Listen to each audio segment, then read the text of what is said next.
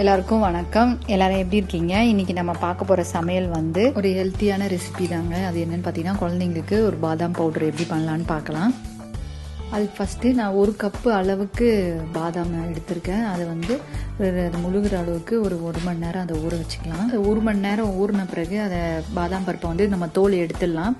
நான் தோல் எடுத்து அதை ஒரு கப்பு வச்சுருக்கேன். நான் ஒரு கப்புக்கு 1/4 கப் அளவு சர்க்கரை எடுத்திருக்கேன். அப்புறம் ஒரு 1/4 ஸ்பூனு மஞ்சள் தூள், ஒரு 1/4 ஸ்பூனு ஏலக்காய் பொடி, அதுக்கப்புறம் குங்குமப்பூ. இவ்வளோதான் தேவையானது. நம்ம எடுத்திருக்க சர்க்கரையை நம்ம முதல்ல அரைச்சிக்கலாம். அதுக்கப்புறம் மஞ்சள் தூள், ஏலக்காய் தூள் இதெல்லாம் சேர்த்துட்டு அதுக்கப்புறம் பாதாம் பருப்பையும் சேர்த்து அரைக்கலாம். பாதாம் பருப்பை போட்டுட்டு நம்ம ரொம்ப நேரம் கிரைண்ட் பண்ண வேணாம். ரொம்ப கிரைண்ட் பண்ணோம்னா இந்த பாதாம் வந்து கொஞ்சம் எண்ணெய் பிசுக்காகி ரொம்ப கட்டியாக இருக்கும். அதனால் நம்ம கொஞ்சம் கொஞ்சமாக பண்ணிக்கலாம்.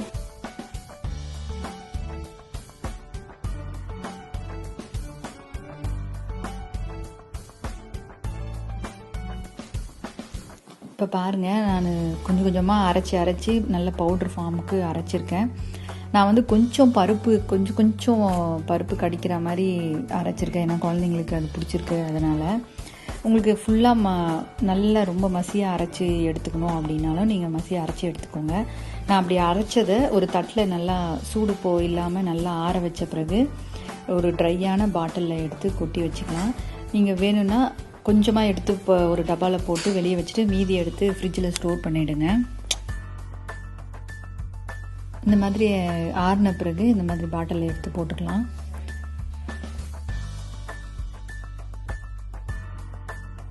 இப்போ பார்த்தீங்கன்னா நான் ஒரு 2 கிளாஸ் பாலை காய்ச்சி கொஞ்சம் ஆற மிதமான சூட்டில் இருக்குது.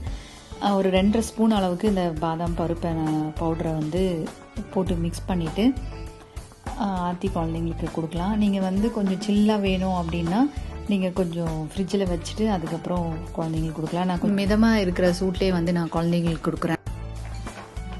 இந்த பவுட்ரு வந்து நான் பாதாம் பருப்பை தண்ணியில் ஊற வச்சேன் இல்லைங்களா, அதை ஊற வைக்கிறதுக்கு முன்னாடி கொஞ்சம் லேசாக வறுத்துட்டு அதுக்கப்புறம் ஊற வச்சு ஒரு வாட்டி பண்ணி பார்த்தேன். பட் எனக்கு அந்த பவுட்ரு வந்து ரொம்ப ஃப்ரெஷ்ஷாக இல்லை. ஒரு மாதிரி நிறைய அந்த பாதாம் எண்ணெயோட ஸ்மெல் இருக்கிற மாதிரி இருந்துச்சு. அதனால் நான் இந்த மெத்தட் ட்ரை பண்ணேன். ரொம்ப ஃப்ரெஷ்ஷாக இருந்த மாதிரி இருந்தது.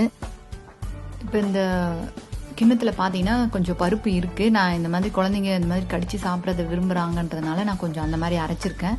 உங்களுக்கு வேண்டாம் அப்படின்னா நீங்கள் நல்லா எல்லா பருப்பையும் பவுட்ரு மாதிரி நீங்கள் அரைச்சிக்கலாம்.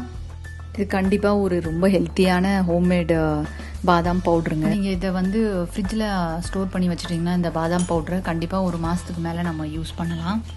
நீங்களும் இதை ட்ரை பண்ணி பார்த்துட்டு எப்படி இருந்துச்சுன்னு கமெண்ட்ஸில் சொல்லுங்கள். நன்றி, வணக்கம்.